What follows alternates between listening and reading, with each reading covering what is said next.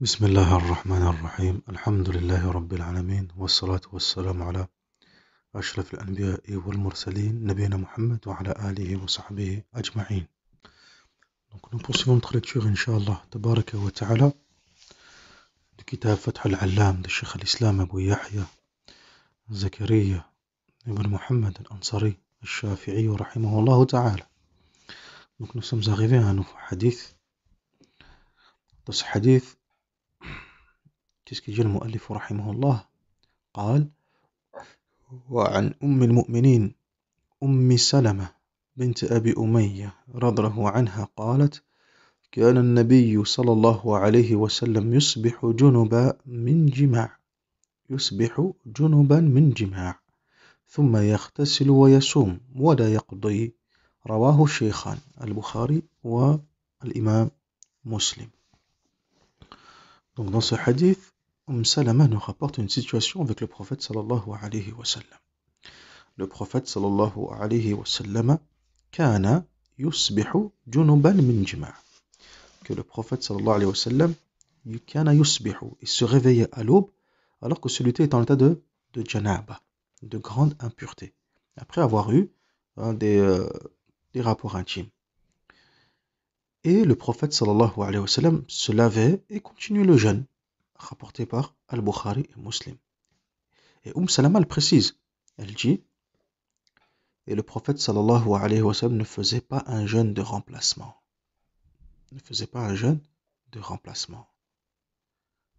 Et donc ici dans ce hadith, il y a pas mal de fawaïd. Donc déjà, la première chose, c'est comme dit Cheikh al-Islam Zakaria al-Ansari rahimahullah ta'ala, فيه جواز صوم الجنوب حتى لو كان مع طلوع الفجر مجامعا فنزع حالا صح صومه وإن أنزل لتولده من مباشرة مباحة.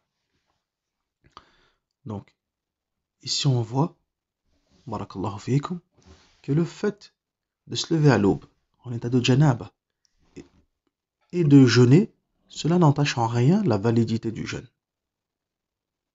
La purification, at-taharatu min al-janaba laysat shartan li sihhati as-sawm. La purification après avoir été en état de janaba, après avoir eu des rapports pendant la nuit, n'est pas une condition de validité du jeûne. طيب.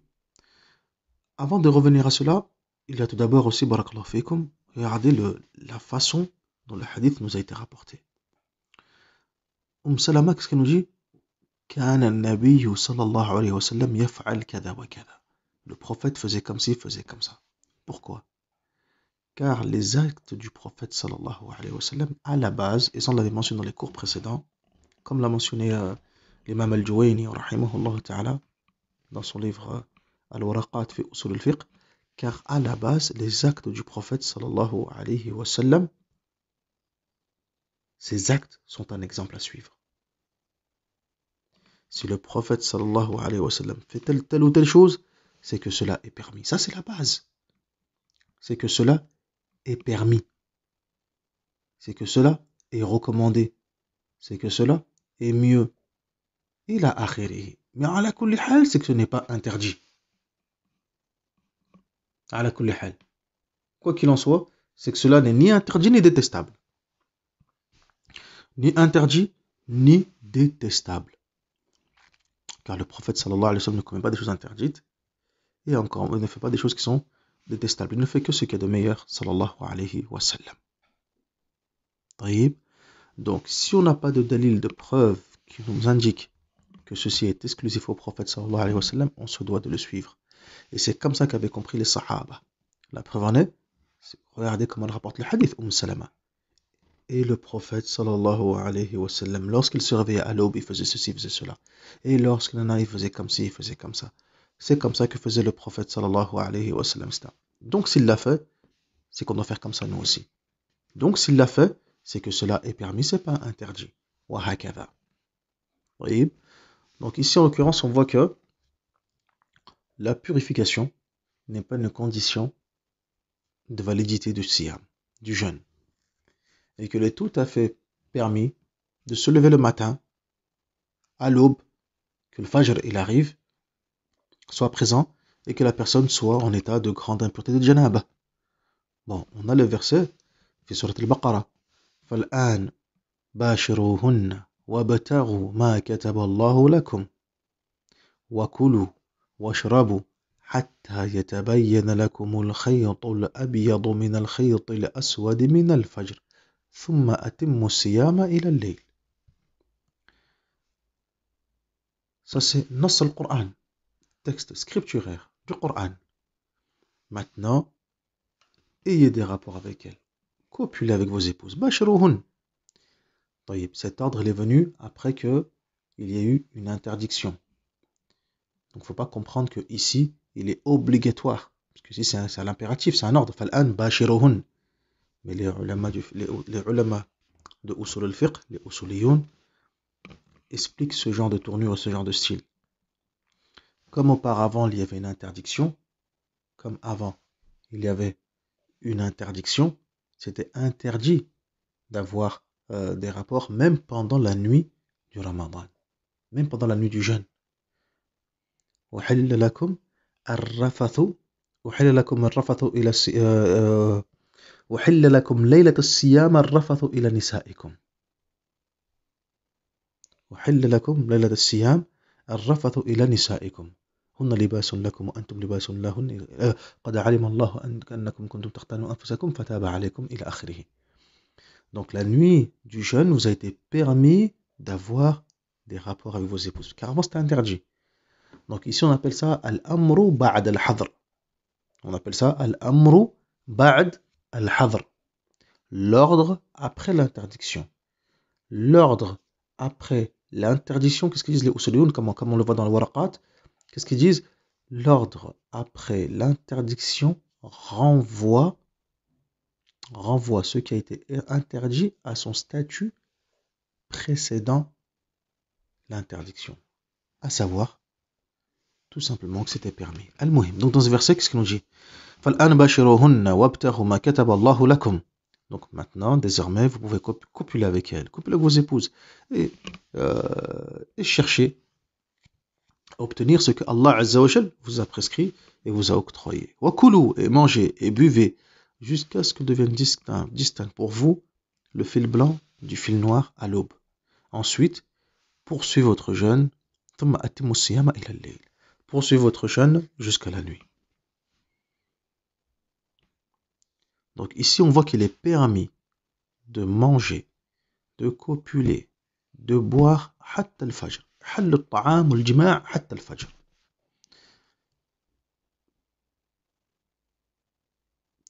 Donc s'il était obligatoire, nécessaire de se laver, de se purifier de la janaba avant le lever de l'aube, لما كان هناك حل إلى طلوع الفجر.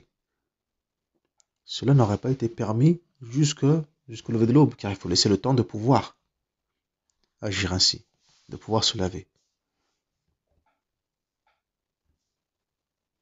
Et ça rentre dans ce même hukm, en tout cas, عندنا في المذهب, ça rentre également dans ce hukm. Quoi donc? La femme qui avait ses menstrues, et c'est loki ou c'est lochi, peu importe, النفاس, وكذا لو انقطع دم الحائض والنفساء في الليل ثم طلع الفجر قبل اغتسالهما صح صومهما صح ويجب على الجميع إتمامه سواء تركوا الغسل عمدا أو سهوا أو بعذر أم بغيره وهذا مذهب العلماء كافة. Donc, pareil, la femme qui avait ses menstrues, ou les loki, etc. Et le saignement s'est interrompu pendant la nuit. Et, arrivé à l'aube, elle ne s'est pas lavée. Elle ne s'est pas lavée avant l'aube. Son jeûne, il est valable. Elle se doit de poursuivre son jeûne. Même si elle a délaissé le lavage volontairement ou involontairement, par oubli ou par une excuse, peu importe. Et ça, c'est l'avis, c'est le madhab de l'ensemble des ulama. وهذا مذهب العلماء كافة. طيب وهكذا. Ensuite, il passe au hadith suivant. Le hadith suivant, عن عائشة رضي الله عنها قالت قال النبي صلى الله عليه وسلم من مات وعليه الصيام صام عنه وليه رواه البخاري ومسلم. Celui qui décède, quiconque meurt alors qu'il avait à faire un jeûne de remplacement, il avait un jeûne encore qui lui reste une dette, un jeûne qui lui reste encore sur les épaules, alors son héritier le fera à sa place. Car c'est une dette envers Allah tabaraka wa ta'ala. Donc c'est un nouveau hadith. Maintenant qu'on a terminé le hadith concernant le fait qu'il est tout à fait permis de pouvoir poursuivre son jeûne pour celui, barakallahu fikum, qui s'est réveillé le matin en état de grande impureté. Donc janaba, et on a dit que ça rentre aussi également même la personne qui n'a plus, la femme qui a plus ses menstrues, etc. Que peu importe ce qui a bien pu se passer pendant la nuit, donc soit le sang s'est interrompu, soit quelqu'un a eu des relations intimes, etc. Peu importe. Mais une fois arrivé au matin, s'il n'y a plus de sang, et que bien sûr, de l'autre côté c'est pareil, les rapports intimes ou autres sont faits uniquement pendant la nuit, arrivé au matin, même si le rousse n'a pas été encore fait, on se doit de poursuivre notre jeûne. On se doit de poursuivre le jeûne. Maintenant, ce hadith concerne un homme ou une personne qui meurt, mais il se doit de récupérer des jeûnes. Il se doit de récupérer 3 jours de jeûne, 4 jours de jeûne, etc. قال النبي صلى الله عليه وسلم صام عنه وليه. Son héritier jeûnera à sa place. Son héritier paiera cette dette à sa place. Dans une autre version du hadith, أن رجلا جاء إلى النبي صلى الله عليه وسلم فقال إن أمي ماتت وعليها صوم شهر فأقضيه عنها فقال رأيت لو كان عليها دين أكنت تقضيه؟ قال نعم. قال فدين الله أحق أن يقضى. وفي رواية بدل رجل امرأة وبدل شهر نذر. On a un autre hadith, également une autre version du hadith. Une autre version du hadith, barakallahu fikum. Où un homme est venu voir le prophète sallallahu alayhi wa sallam. Il lui a dit, ma mère est décédée. Cependant, elle devait récupérer un jeûne, un mois de jeûne. Est-ce que je le récupère pour elle? Et le prophète sallallahu alayhi wa sallam de répondre. Et de lui dire, ne vois-tu pas que si ta mère avait une dette, une simple dette d'argent envers autrui, est-ce que tu l'aurais payé pour elle? Il a répondu, na'am, bien sûr, oui. Et là, le prophète sallallahu alayhi wa sallam de dire, la dette envers Allah Azza wa Jal mérite a plus de droits d'être quoi donc? D'être remboursé et d'être expié, d'être épongé. أن يقضى أحق. Allah tabaraka wa ta'ala أحق. طيب. إذا dans ce hadith, qu'est-ce qu'il dit? Ce hadith-là, et dans une autre version du hadith, dans une autre version du hadith, on mentionne un homme au lieu d'une femme. Et on mentionne un homme qui a fait un serment solennel, un nadr, plutôt qu'une femme qui a fait un mois de jeûne. Ala kulli hal, quoi qu'il en soit, cela ne change rien à la situation et au hukm qu'on peut tirer du hadith. Bien que ce hadith, comme on voit, il y a des riwayat. Hadith Abdullah ibn Abbas, عند البخاري, Muslim, Abu Daoud, Tirmidhi wa Majah, ila akhirih. Cependant, قال شيخ الإسلام رحمه الله تعالى في ذلك أن من مات وعليه الصوم صام عنه وليه وهو هنا قريبه وإن لم يكن عاصبا ولا وارثا وسواء أوصى به الميت أم لا. وفي المسألة قولان للشافعي أشهرهما أنه لا يسمى عنه كما لا يصلى عنه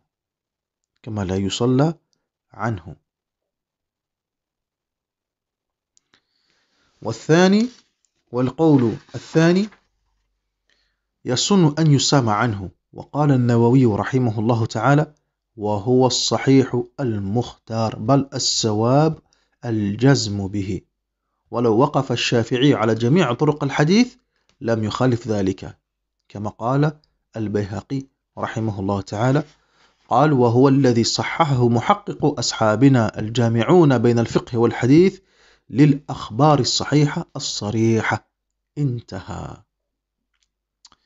Donc ça c'est une mas'ala qui est importante. Ça c'est une mas'ala importante. Donc, qu'est-ce que dit Cheikh l'Islam Zakaria al-Ansari al-Shafi'i rahimahullah ta'ala.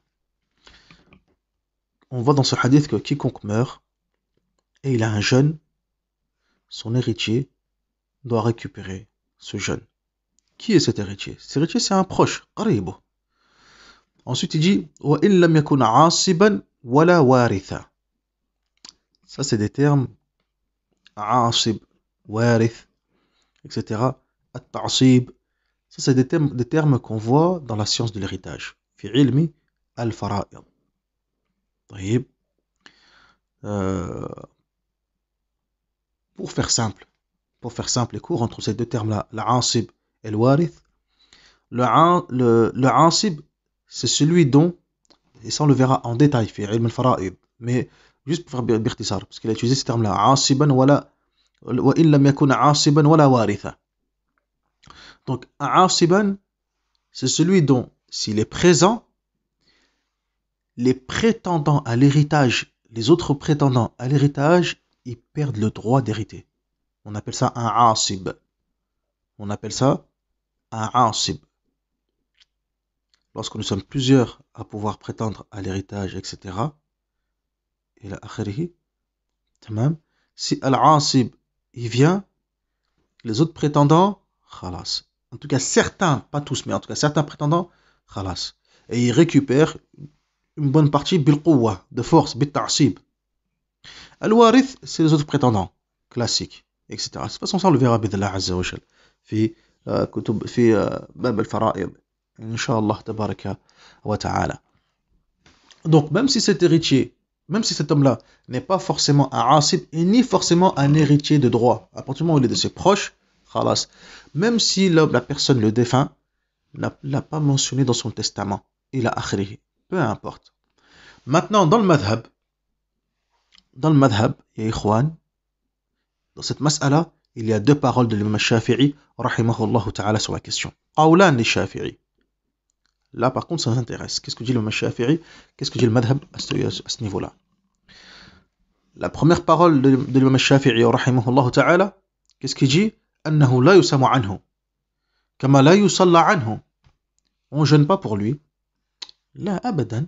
Tout comme on ne prie pas à sa place. Wa hada madhabuhu al-jadid. Et ça, c'est le madhab al-jadid de l'imam al-Shafi'i, rahimahullah ta'ala. En sachant que, comme l'a dit l'imam al-Qurtubi, rahimahullah ta'ala, أجمع المسلمون بغير خلاف أنه لا يصلى عن أحد في حياته ولا بعد موته.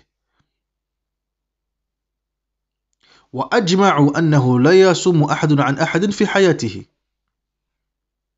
وإنما الخلاف في ذلك بعد موته وإنما لم يقل ما لك بالخبر لأمور ذكرها. Donc, وإنما لم يقل مالك بالخبر لأمور ذكرها. Donc, qu'est-ce que dit Al-Qurtubi, rahimahullah ta'ala? Il y a unanimité chez les musulmans, sans aucune divergence, aucune, sur le fait que on ne prie pas à la place de quelqu'un d'autre, de son vivant, ni après sa mort. هذا محل إجماع. C'est indiscutable. هذه من القطعيات. Ça, c'est parmi les sujets qui sont indiscutables. إجماع, les إجماعات. Tout comme il y a consensus sur le fait qu'on ne jeûne pas à la place d'une personne qui est vivante. Seulement le débat et la discussion est sur le jeûne pour celui qui est décédé, du défunt, pardon. Donc ça c'est la première parole de l'imam Shafi'i, rahimahullah ta'ala, sur le fait qu'on ne prie pas pour lui, on ne prie pas à sa place, on ne jeûne pas à sa place, tout comme on ne prie pas à sa place. Al-Qawlu Thani, la deuxième parole, c'est que quoi donc? C'est que na'am, on peut jeûner pour lui. c'est qu'on peut tout à fait jeûner pour lui. Naam. Comme l'a dit l'imam al-Nawawi, rahimahullah ta'ala. L'imam al-Nawawi, qu'est-ce qu'il dit? Il dit, rahimahullah ta'ala, wa huwa as-sahihu al-mukhtar. Et c'est ce qui est juste, et c'est ce que nous avons choisi, al-mukhtar. هذا هو القول الصحيح. بل الصواب الجزم به. Même c'est ce qui est juste et c'est ce qui est correct et nous en sommes convaincus. والجزم به. ولو وقف الإمام الشافعي على جميع طرق الحديث لم يخالف ذلك كما قال هو البيهقي. Et si l'imam al-Shafi'i rahimahullah ta'ala, on lui avait présenté l'ensemble des voies des hadiths concernant cette mas'ala, il ne se serait pas opposé à ce jugement, comme l'a dit l'imam al-Bayhaqi rahimahullah ta'ala. طيب, parce que le hadith il est authentique. رواه الشيخان. فقد توقف فيه الشافعي أولا لبيان صحته فإن صح فهو مذهبه. وقال به جماعة منهم إسحاق وأبو ثور وأهل الظاهر وأحمد والليث وأبو عبيد إلا أنهم خصصوه بالنظر وروى مثله عن الشافعي. Donc ce hadith est authentique, rapporté par Shaykhan al-Bukhari wa Muslim. Et d'autres hadiths encore. Et l'imam Shafi'i rahimahullah ta'ala s'est arrêté sur cette mas'ala. En premier lieu, pourquoi donc? Étant donné que il voulait voir l'authenticité de ce hadith. Mais si le hadith est authentique, c'est son madhab, comme il a dit lui-même. Et c'est d'ailleurs la position de beaucoup parmi les ulama, comme Ishaq, wa Abu Thawr, wa Ahl al-Zahir, wa Ahmed, wa Layth ibn Sa'ad, wa Abu Ubaid. Si ce n'est que certains, en tout cas ceux-là, annahum khassasuhu bin nadr. Ils ont dit c'est uniquement pour le nadr. Et il a été rapporté ça aussi également de l'imam al-Shafi'i, rahimahullah ta'ala.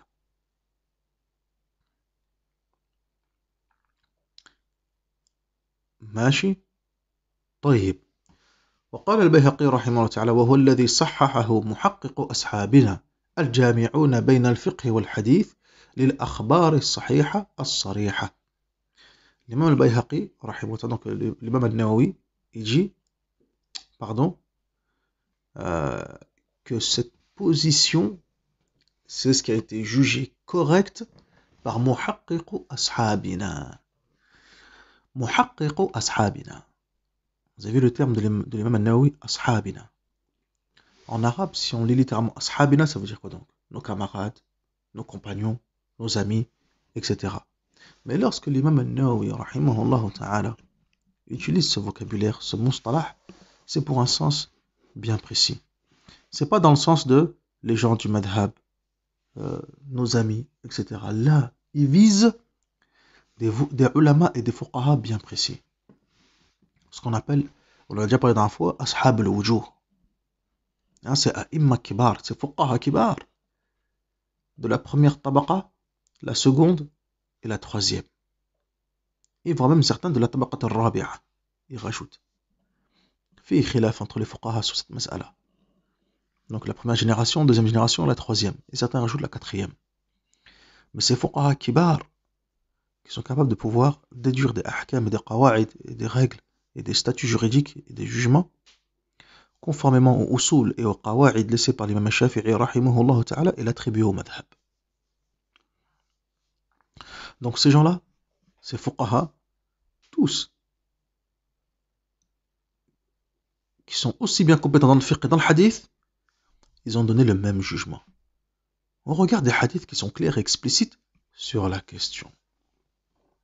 On regarde des hadiths qui sont explicites et clairs sur la question. Et aussi également on voit dans ce hadith, barakallahu fikum, كما قال صاحب المفهم, on voit également dans ce hadith que le fait de jeûner à la place du défunt, que cela n'est pas obligatoire. Mais c'est mandoub. C'est pour ça que c'est la deuxième parole de l'imam Shafi'i lorsqu'il dit yasunnu an yusamu anhu. Tu vois, c'est mandoub, c'est une sunna, c'est recommandé. Limadha, car on sait très bien que dans le hadith, le prophète sallallahu alayhi wa sallam a comparé cela à la simple dette. Or, la simple dette, on n'est pas obligatoire de la payer à sa place. طيب ولكن تبرعا. Mais c'est fortement recommandé de le faire. طيب, c'est fortement recommandé de le faire. كذلك أيضا pareil pour ce jeûne en question.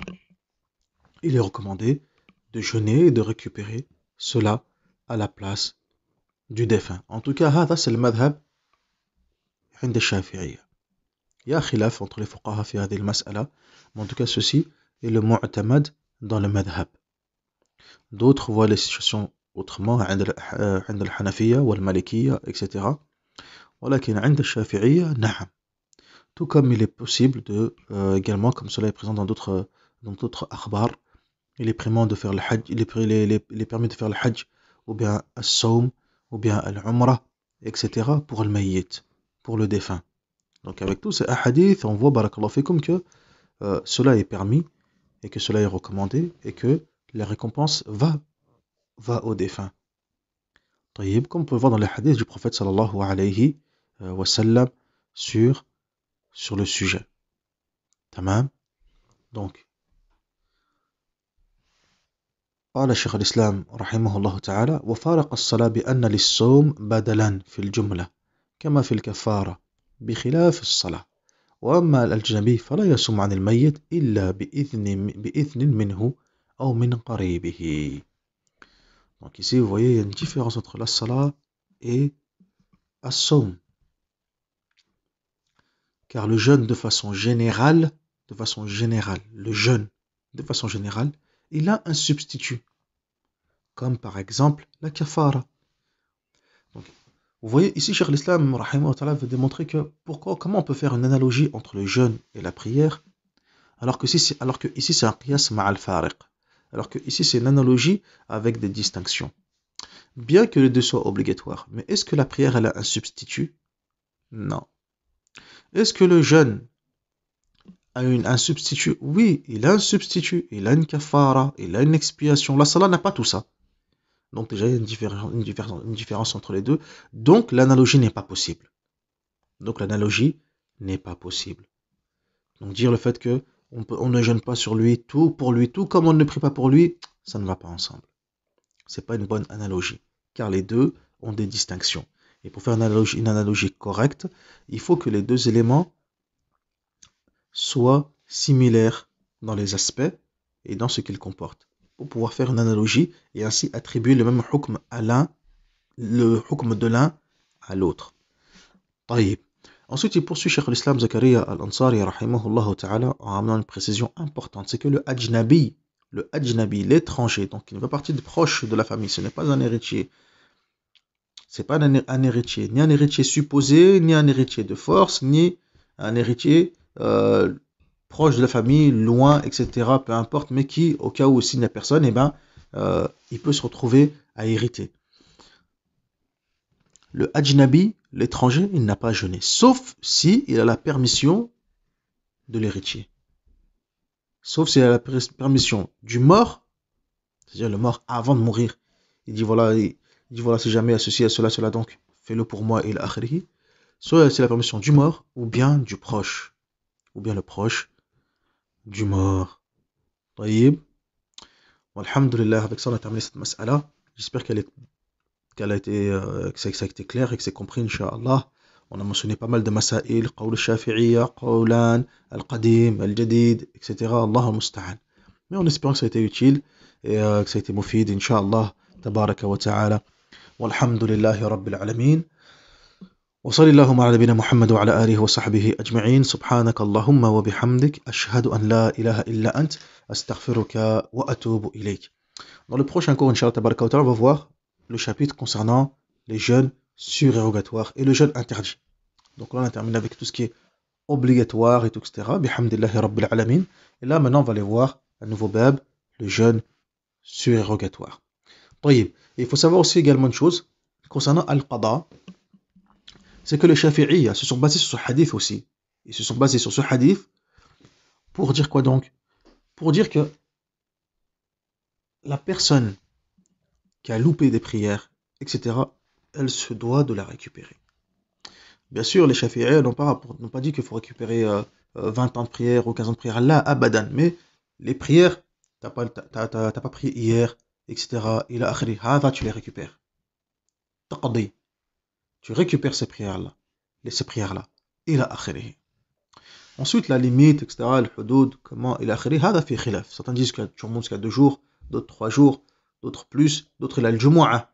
Min jumu'ah ila al jumu'ah. وهكذا فيه خلاف في هذه المسألة parce qu'après on rentre dans la mas'ala de celui qui délaisse la prière طيب celui qui délaisse